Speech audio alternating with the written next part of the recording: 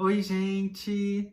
Eu sou o Jean Paul, criador do perfil Um Gay Espírita nas redes sociais, e é um prazer enorme estar aqui falando com vocês do Núcleo Espírita Leon Denis, no Rio de Janeiro, e para todo o Brasil através do seu canal no YouTube. Bom, a reflexão, na verdade, que eu venho trazer aqui para a gente hoje, ela é fruto de um estudo baseado em 6 artigos do Leon Denis, que foram publicados na Revista Espírita, lá em 1920. Esses artigos estão compilados aqui nesse livro, que se chama Um Olhar sobre o Tempo Presente. Ele é uma publicação do Centro Espírita Leon Denis, da editora do Centro Espírita Leon Denis, aqui no Rio de Janeiro também. Como eu disse, esses 6 artigos que foram publicados na Revista Espírita pelo Leon Denis, eles aconteceram em 1920. E aí a gente precisa lembrar do contexto histórico que envolvia ali aquele período, que foi logo após a Primeira Guerra Mundial, que aconteceu entre 1914 e 1918.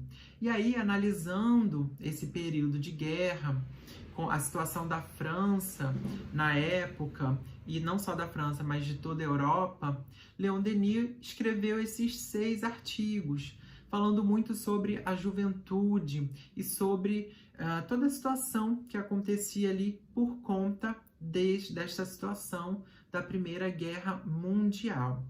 A gente precisa lembrar que guerra, ela entra no quesito de flagelo, ou seja, naquilo que causa grandes perdas, aquilo que causa grande destruição. É um flagelo não natural, não é um flagelo imposto pela natureza, mas é um flagelo causado pela própria humanidade, pela nossa própria ignorância, pelo nosso próprio orgulho, pelo nosso próprio egoísmo, mas que traz também, já que Deus, em sua sabedoria infinita, se utiliza do mal para dele extrair o bem. Então, é um momento, uma oportunidade, mesmo que um grande mal, já que causa muitas perdas e perdas de vidas, né? E é o homem combatendo com o próprio homem, humanidade, humanidade guerreando contra humanidade, mas Deus, em sua sabedoria, sempre tira o proveito daquilo que para nós aparenta ser um grande mal. Como todo flagelo, a guerra causou e causa grande destruição. E aí, depois dessa grande destruição, é necessário construir. Construir aquilo que foi destruído, construir aquilo que foi perdido. E muitas vezes essa construção não vai se dar da mesma forma do que aquilo que do que aquilo que estava construído anteriormente. E aí a gente vê, fazendo esse comparativo da guerra com os flagelos naturais, a gente consegue traçar um paralelo, fazer uma comparação de sistemas, de como funciona esse flagelo. Então, Leon Denis também propõe que todo flagelo, ou toda sociedade, na verdade, ela está numa ordem de coisas. A gente vive um paradigma, a gente vive numa aparente ordem. E aí sempre chega um flagelo, seja um flagelo natural, seja um flagelo causado pela própria humanidade através de suas escolhas. E esse flagelo, ele causa uma destruição, ele causa uma desordem. Então a gente tinha uma ordem, até que chega uma desordem. E aí essa desordem, depois que ela passa, ela nos obriga a criar uma nova ordem. Ora, olhando para o momento atual em que nós estamos passando, hoje, uma pandemia que está atingindo todo o globo terrestre, desse novo coronavírus, causando aí a doença da Covid-19, ceifando já milhares de vidas no Brasil e no mundo, a gente percebe que a gente está passando por este momento de flagelo, esse momento de destruição, ou como propõe Leon Denis, esse momento de desordem. Então, é um chamado, a gente pode dizer, para, depois que passar esse período, a gente construir uma nova ordem. Mas como essa ordem anterior, que agora está sendo destruída, ou estamos no período da desordem, como essa ordem anterior, ela se deu no mundo? E o porquê dessa necessidade de criar uma desordem? Vamos ver, vamos analisar. Bem, nos últimos 20 anos, a nossa humanidade passou por um período de grande revolução, vamos dizer assim, através do advento e principalmente da popularização da internet.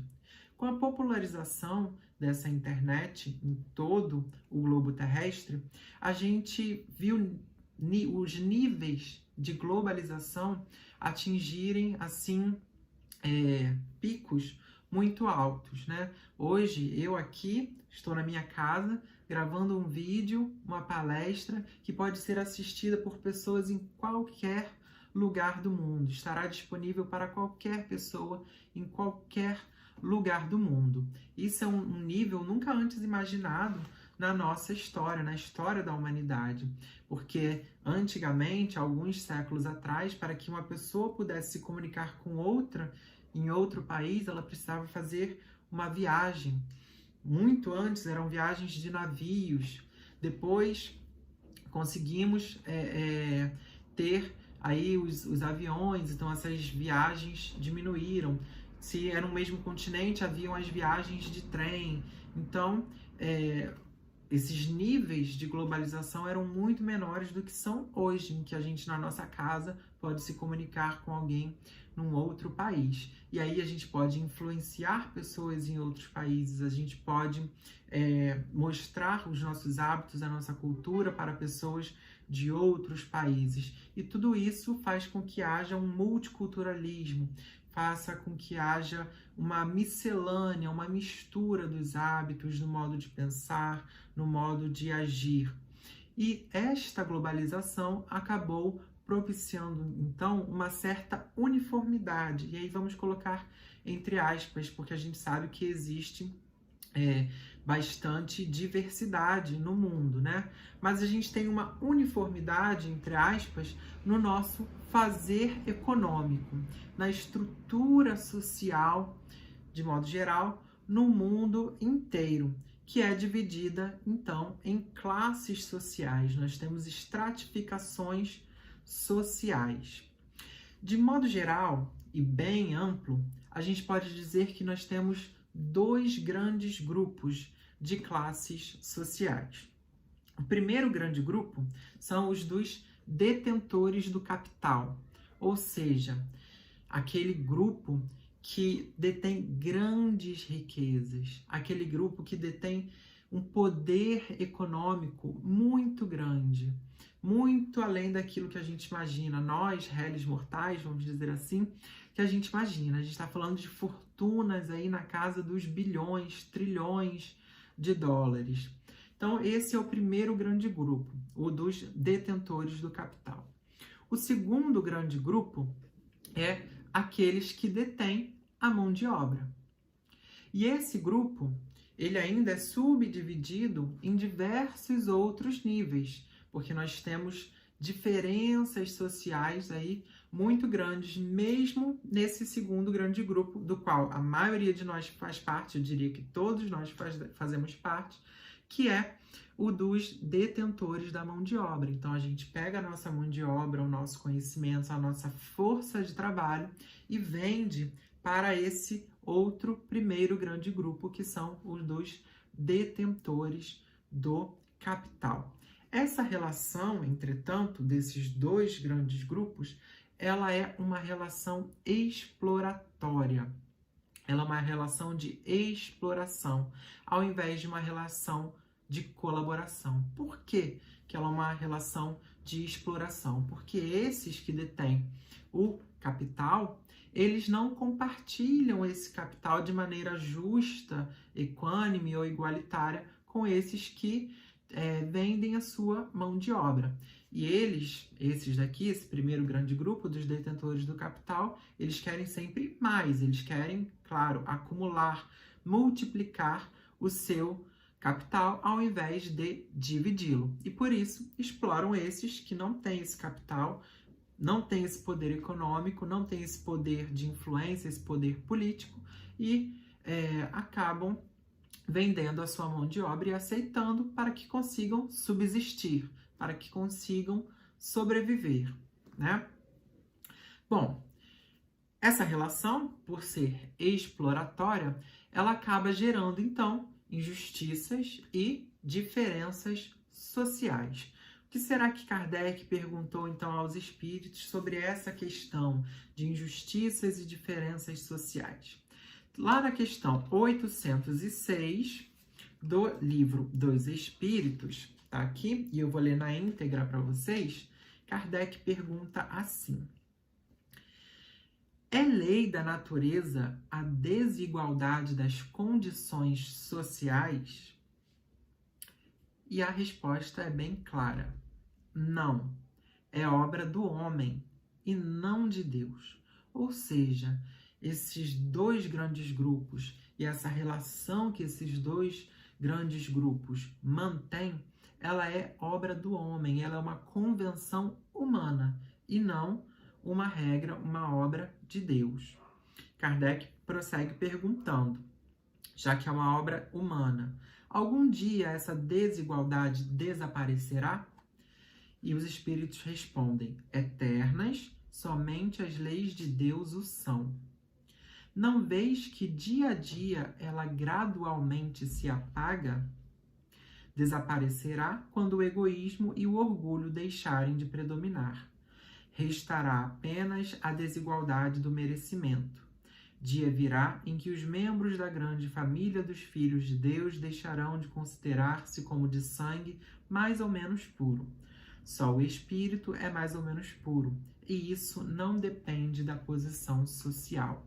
Então a gente claramente percebe que os espíritos dizem que essas diferenças sociais e essas desigualdades são obra da humanidade e que acontecem por conta do nosso orgulho e por conta do nosso egoísmo.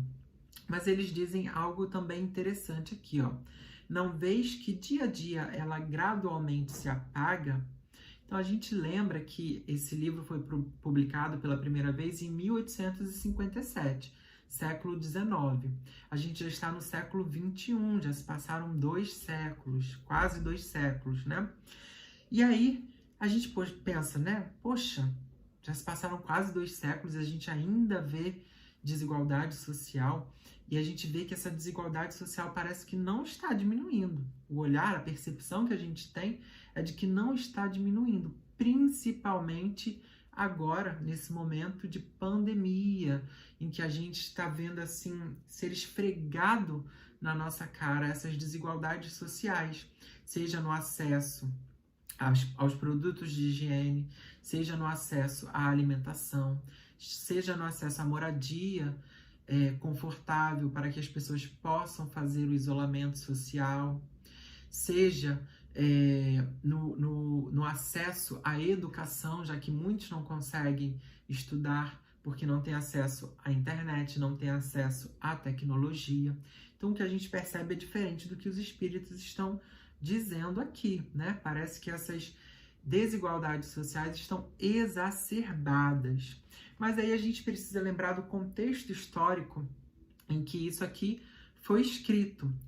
Então, a França havia passado, no finalzinho do século XVIII para o século XIX, início do século XIX, pela Revolução Francesa, que é o período em que as diferenças sociais na França estavam assim exorbitantes. Pessoas morriam de fome, pessoas estavam abaixo da linha da miséria. E aí teve uma revolução na França que aconteceu para que essas injustiças fossem sanadas, fossem revistas, o povo pudesse comer, se alimentar e se sustentar.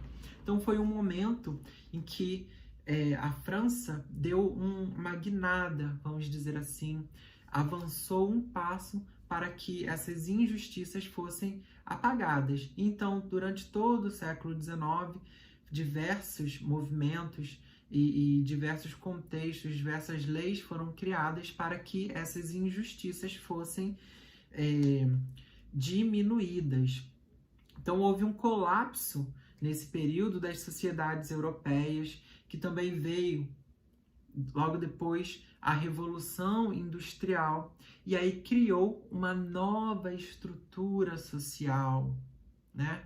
Então, a gente tinha uma ordem, novamente, veio a desordem com a Revolução Social, uma nova ordem foi criada, até que chegou mais uma revolução, que foi a Revolução Industrial, que mudou o modo como nós consumimos, o modo como nós vendemos também a nossa mão de obra, o modo como nós vivemos. Uma nova ordem foi estabelecida uma nova estrutura social.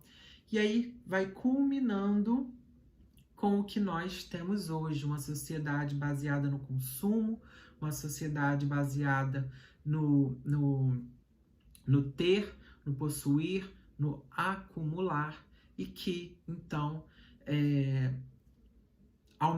fez com que aumentasse a nossa diferença social, ao invés de diminuí-la, como vinha acontecendo ali naquele período de pós-Revolução Francesa, no século XIX, lá na França, principalmente. Então, foi uma escolha da nossa humanidade, mais uma vez, exacerbar essa diferença social.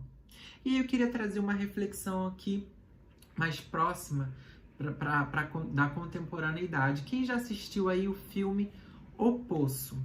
É um filme que está disponível lá no site da Netflix, na plataforma da Netflix. Para quem ainda não assistiu, eu vou contar, sem dar spoiler, sobre esse filme. Bom, é uma prisão em que essa prisão se chama Poço. Ela é organizada da seguinte forma: são plataformas, uma embaixo da outra. O nível 0 é o nível que está acima e o último nível, então, está lá embaixo. Existe um vão no meio dessas plataformas, e por esse vão passa um elevador. Esse elevador, ele é abastecido lá no primeiro nível, no nível 0, com comida, com alimentos. E aí, então, esse elevador vai descendo, plataforma a plataforma, nível a nível, com esses alimentos. Em cada nível estão 2 pessoas. Na teoria, essas pessoas entram voluntariamente para essa prisão, para esse poço, tá? E quando eles entram para esse poço, eles passam por uma entrevista antes, e eles são perguntados qual é o alimento que eles mais gostam. Dentre outras perguntas, essa é uma pergunta importante que é feita: qual o alimento favorito, o prato favorito deles. Na teoria, é colocado nesse elevador o alimento de cada pessoa que está ali nesse poço. Só que o que acontece? A cada mês, a cada 30 dias, as pessoas mudam de nível. Elas são colocadas para dormir e elas mudam de nível. Então, vamos supor assim que no primeiro mês eu esteja no nível 3 e no mês seguinte eu esteja no nível 200. As pessoas que já estão lá nesse poço há mais tempo, elas acabam criando o hábito de, quando estão no nível mais acima, comerem demais. E o que acontece? As pessoas que estão no nível mais abaixo acabam ficando sem alimento, ou com alimento pouco, ou chegam a ficar totalmente sem o alimento. O que isso nos faz pensar, né? Existe uma das personagens que diz que este problema da alimentação seria resolvível se eles praticassem a solidariedade espontânea. Ou seja, se cada um pensasse no outro, pode ser que os alimentos colocados na plataforma fossem suficientes para chegar até o último nível, o nível mais baixo.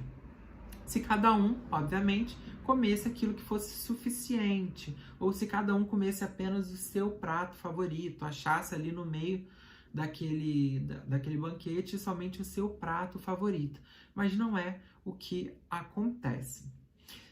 Fazendo um paralelo, uma comparação com a nossa sociedade, será que se nós usássemos, se nós nos alimentássemos, se nós possuíssemos somente aquilo que é suficiente para nós, será que nós poderíamos então sanar este problema das diferenças e das injustiças sociais?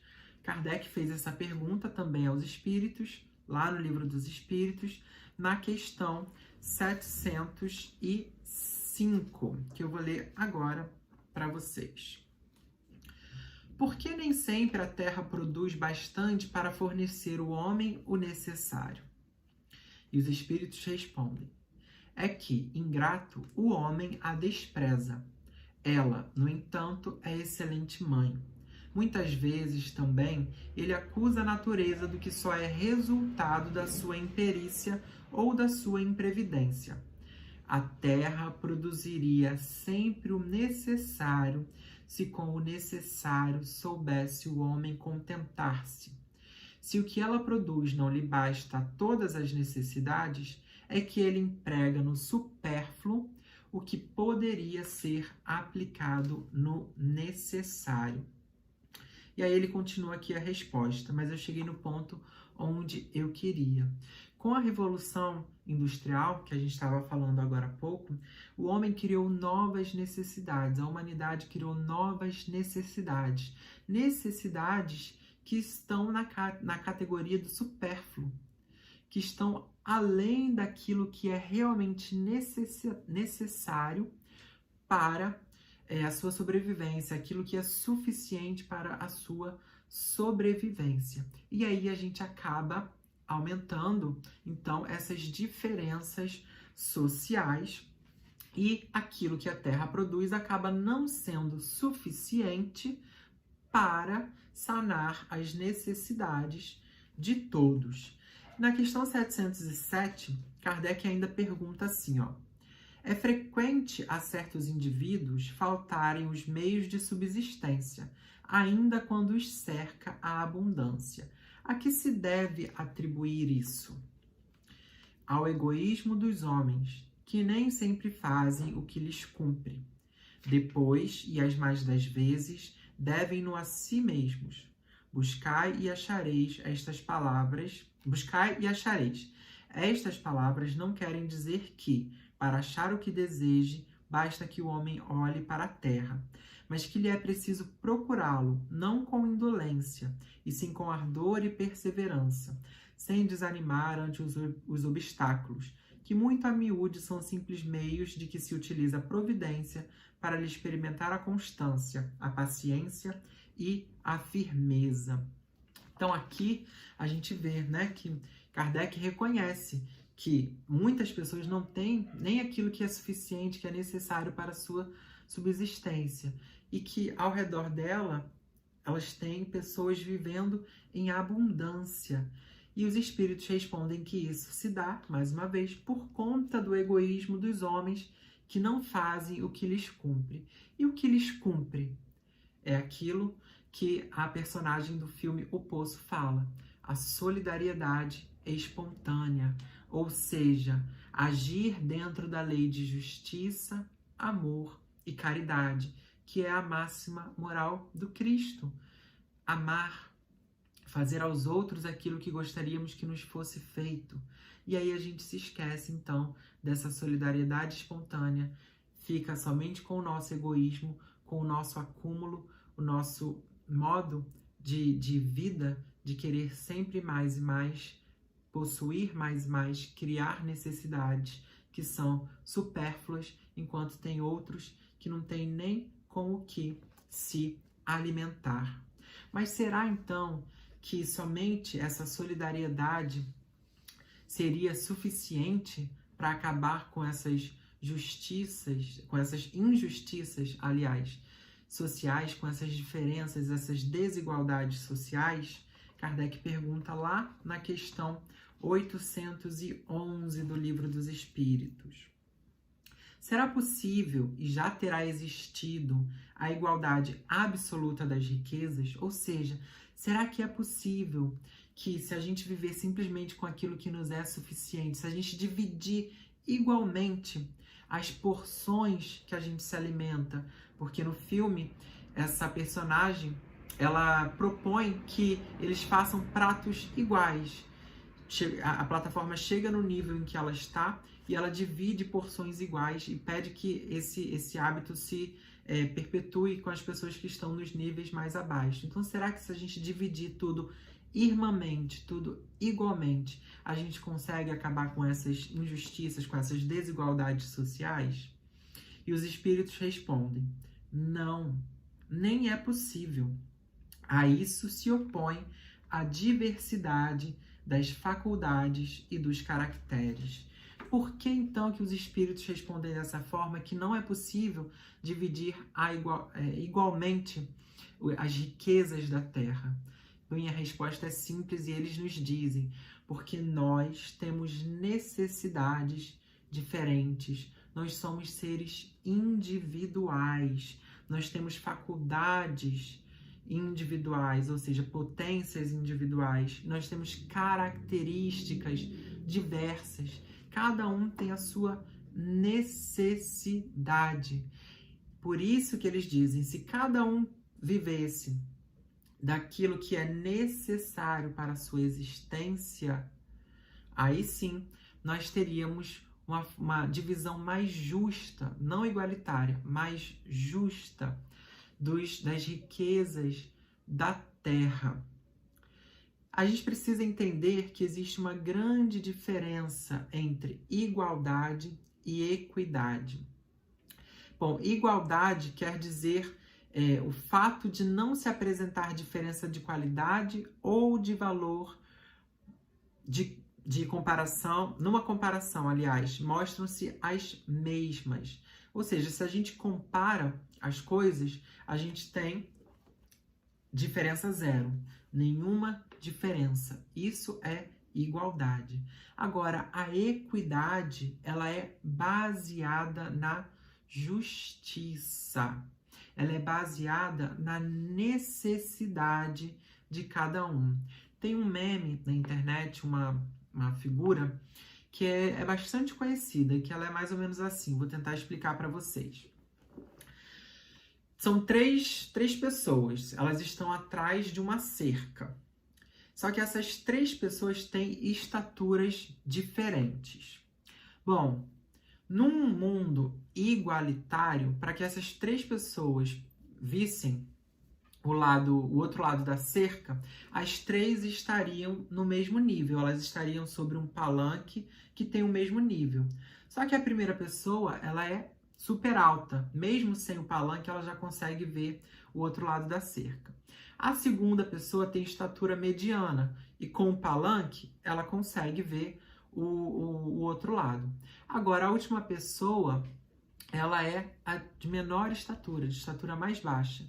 E no palanque, ela mesmo no palanque, que tem o mesmo nível para os três, ela não consegue ver o outro lado.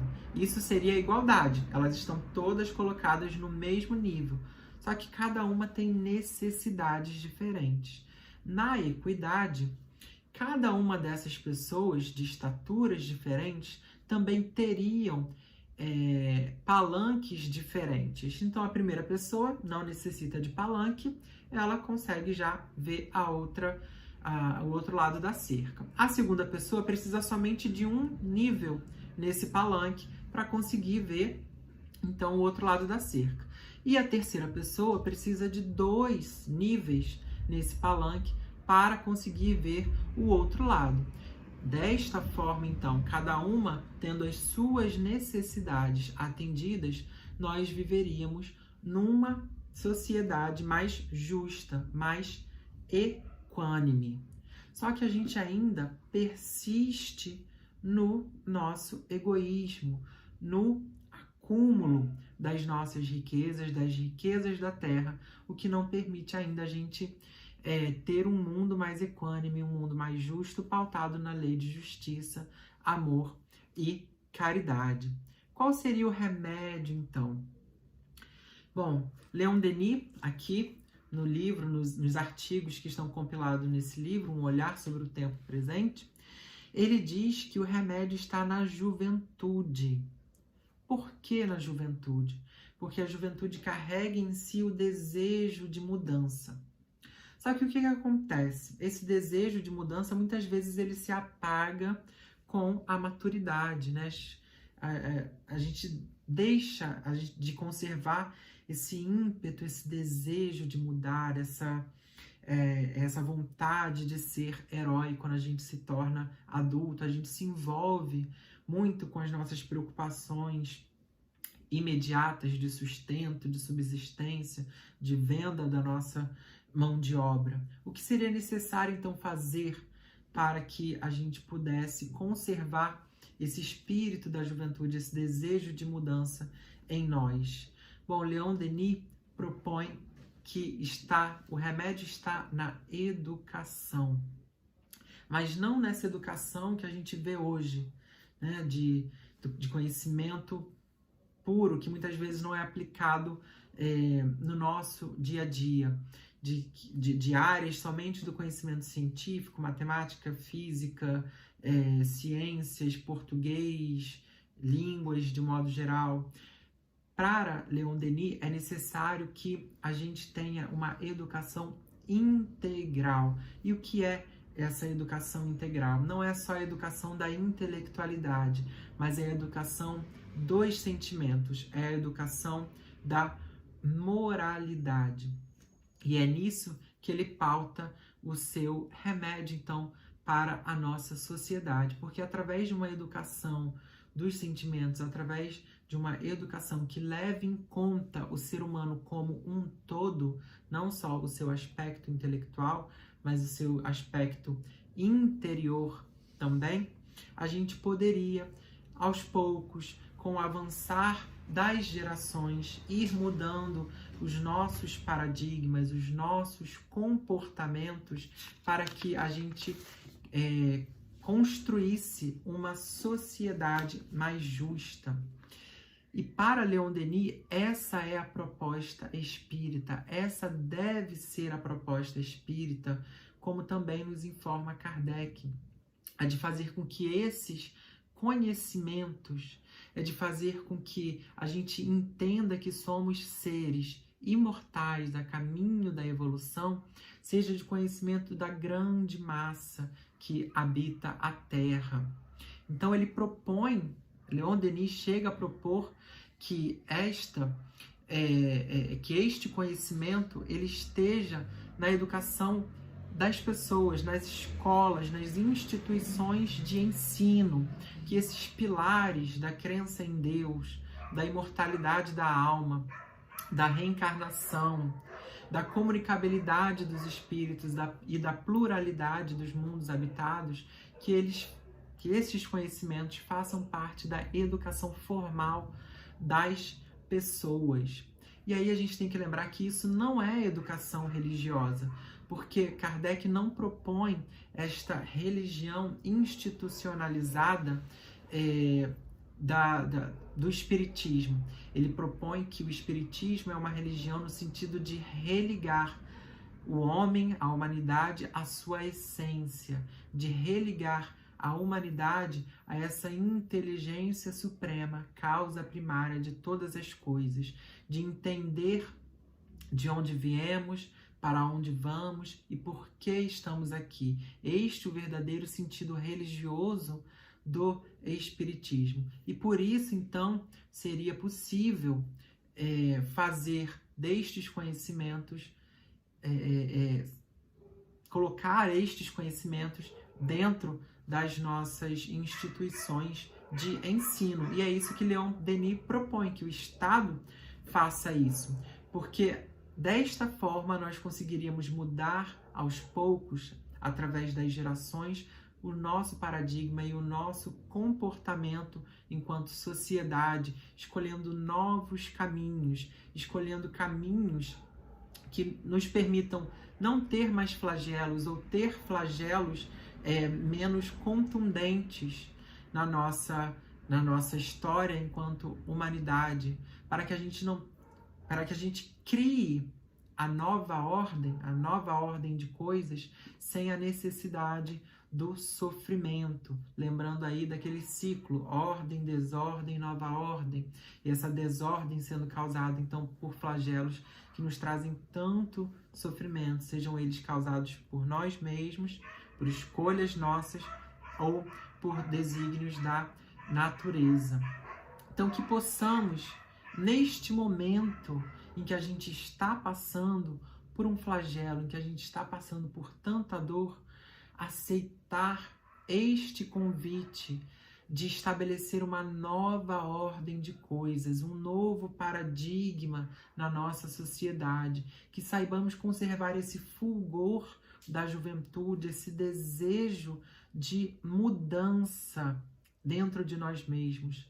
Mudança individual, primeiro partindo de mim, de cada um de nós, para que então essa mudança possa se dar e se estabelecer no nosso coletivo, para que então possamos estabelecer o reino dos céus na terra, possamos estabelecer um mundo de regeneração efetivamente na nossa humanidade, no nosso globo terrestre. Isso é uma escolha que a nossa humanidade deve fazer, não é uma imposição. O progresso é uma lei, mas ele só vai se dar se nós agora escolhermos fazer com que ele aconteça. Nós podemos acelerar ou retardar este progresso. Estamos sendo convidados neste instante a refletir sobre as nossas ações enquanto humanidade, para que possamos criar uma nova ordem de coisas. Que possamos, então, fazer a nossa escolha, lembrando que Leon Denis, nesse livro, tem uma frase que é muito nos traz muita reflexão, muito mais reflexão. Leon Denis vivia tempos difíceis, né? Ali naquele pós-guerra, ele passou pela guerra, sobreviveu àquele período, e eram tempos difíceis de reconstrução. Mas aí a gente tem que entender, né, que todo tempo presente é difícil. Cabe a nós fazê-los mais fáceis. Que possamos, então, fazer nesse tempo difícil que estamos passando, um tempo mais fácil, fazendo com que a solidariedade faça morada em nossos corações, que a fraternidade seja nossa amiga, nossa companheira, não só nesses momentos difíceis, mas em todo o tempo, em todo o tempo presente. Que possamos, então, colocar em prática esses ensinamentos de Jesus, de Kardec, no nosso dia a dia, trabalhando pela nossa evolução, trabalhando pela nossa educação integral do ser espiritual que nós somos, como bem nos lembra Leon Denis. E que possamos mudar, então, o nosso olhar sobre esse tempo presente, tornando-o mais fácil. Muito obrigado pela paciência de ter me ouvido. Muito obrigado ao Núcleo Espírita Leon Denis pelo convite. Gratidão imensa por compartilhar comigo aqui essas reflexões. Deixem aí nos comentários as reflexões de vocês, as suas sugestões, se gostaram ou não dessa nossa conversa, desse nosso diálogo, dessa nossa comunicação, e que possamos estar todos com Deus, envolvidos na sua sabedoria, no seu amor, fazendo a nossa parte por um mundo melhor. Beijos de glitter e até a próxima!